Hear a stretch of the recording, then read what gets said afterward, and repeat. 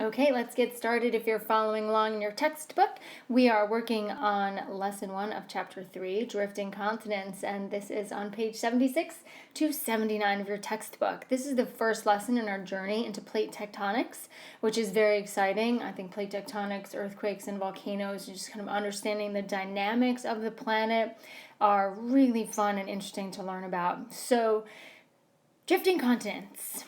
When we're talking about drifting continents, we have to start with Alfred Wagner. And Alfred Wagner was a German meteorologist, and this is around 1910, and he was a very curious scientist. And he became curious about why some of the continents, when just looking at a global map, kind of looked like they could fit together. And this curiosity sort of led him to hypothesize that all of these continents were once joined together in a single landmass and then drifted apart to their current locations.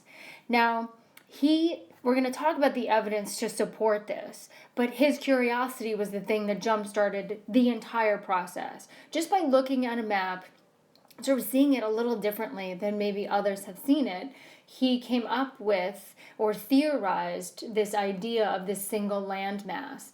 And this idea, or this theory, is known as continental drift.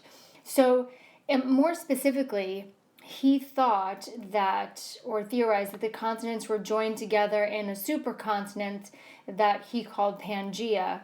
And this was about I've seen 200 million years ago, 300 million years ago, but his thought was that pieces of this large continent began to break apart and slowly move over 200 to 300 million years to their current locations. He published his work in 1915, and his book was called The Origin of Continents and Oceans. And sadly, no one in the scientific community, and I say no one, but I guess no one of worth really supported his idea. And the reason is enormous, because although we'll talk about the evidence he had, and although he could see that they fit together and he had this theory, no scientist, including Wagner, could figure out how this entire thing could happen. Like, yeah, that's great, Wagner, they all fit together, but how on earth do giant land masses move? And Wagner couldn't answer that. And because he couldn't answer that, his science was not really considered reputable until fairly recently, until probably about 40 or 50 years ago. But his idea was supported by evidence. And even though it was supported by evidence, there just was no way of telling how it happened. And because he couldn't explain how giant continents could move, he was sort of thought of as having a theory that was going to go nowhere. So let's talk about some of his evidence. His first bit of evidence was land features. Now, when we talk about land features, one thing we have to talk about is how the continents fit together. So that was number one. Okay. But more importantly, he noticed that mountain ranges on opposite coastlines matched up. So if we're looking at right here the coastline of South America and Africa, you were to piece them together, each coastline has mountain ranges that seem to match up. And it wasn't just these two continents that fit together, but many or all of the continents seem to fit together. On top of that, and we'll talk about this more this week, but coal fields, which we just talked about how coal fields form. Coal fields from North America matched up with coal fields in Europe. And you can see now on a map that those places are nowhere near one another. And we know how coal forms and what sort of the environment has to be for it to form. So how did it form in those two places that now are nowhere near one another? So it was a big piece of evidence to help support him.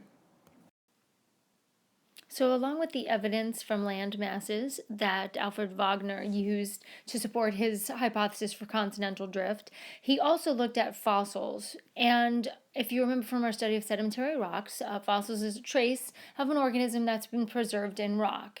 And so, Wagner, when looking at fossils found all around the world, had noticed some curious things. Most specifically, these freshwater reptiles, the Mesosaurus and the Lystrosaurus, their fossils were found on the east coast of South America and the west coast of Africa. And since this was a freshwater reptile, Wagner just didn't believe that this organism could swim this great distance in salt water.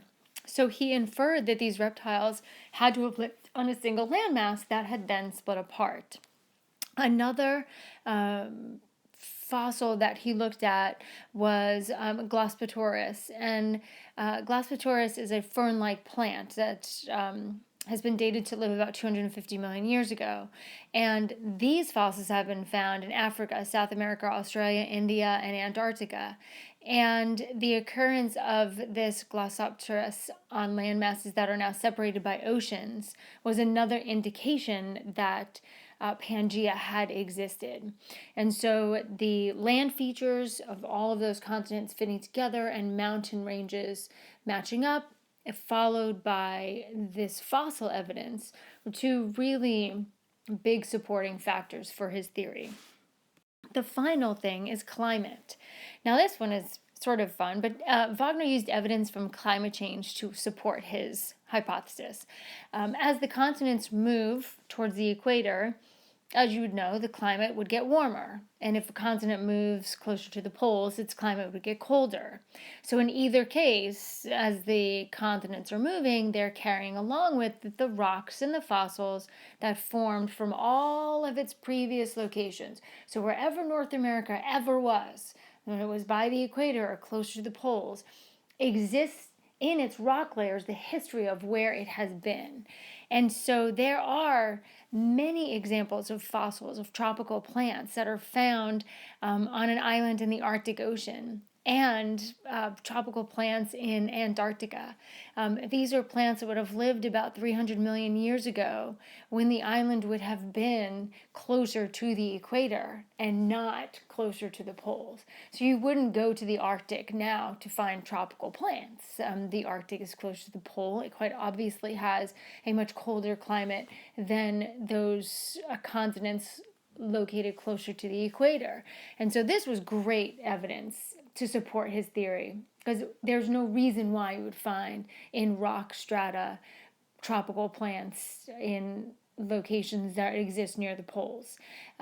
But again, I go back to, given all of this evidence, the land masses fitting together, the fossils found on different continents, and the evidence of tropical plants found in Arctic locations, really, while it may have supported the hypothesis, it did not explain how it took place.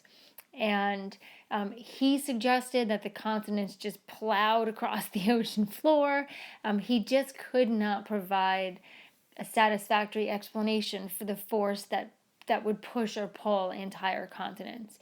So the rest of this chapter is all about, okay, he was rejected, but now we know that although he was rejected, he was right. The continents do move.